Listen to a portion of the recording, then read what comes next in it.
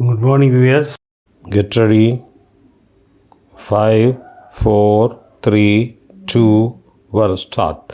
Addressing the Conference of Ministers of Agriculture, the Prime Minister said, I am very happy to be with you this morning and participate in your deliberations. I hope that your suggestions, after detailed discussions for 2 days, will serve as a guide document in formulating the policies of the government.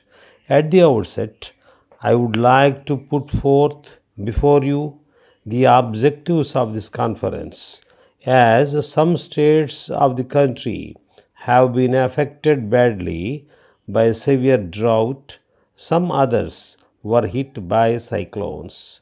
Many lives and cattle have been lost, besides damage to lakhs of acres of standing crops.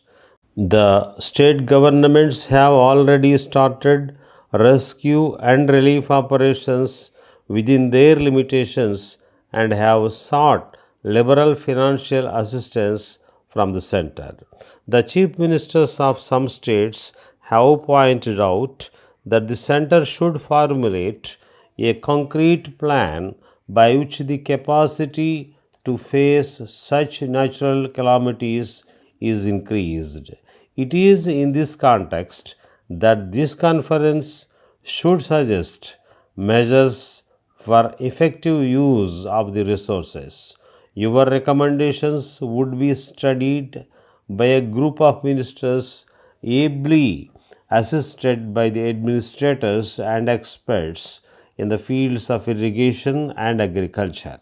One of the most important steps that the government could do to mitigate the suffering of lakhs of needy people was to release the buffer stocks of food grains to the affected states. These states have been given a free hand to distribute the rice and wheat by undertaking programs like Food for Work. On behalf of the government, I would like to assure the chief ministers that there is no dearth of stocks, and whenever there is need, they can place their indents. I have instructed the officials in the ministries of food and civil supplies to attend to this work on a priority basis.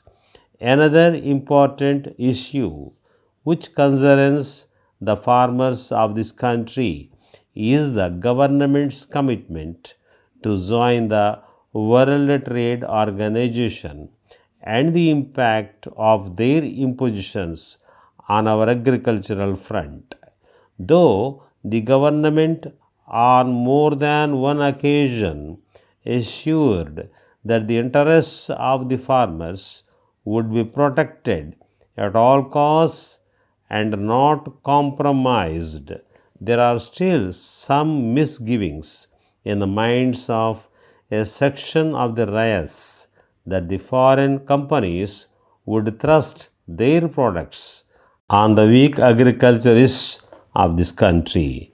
The copies of the agreement are made available to you all for a detailed study so that you can in turn explain to the farming community in a more convincing manner.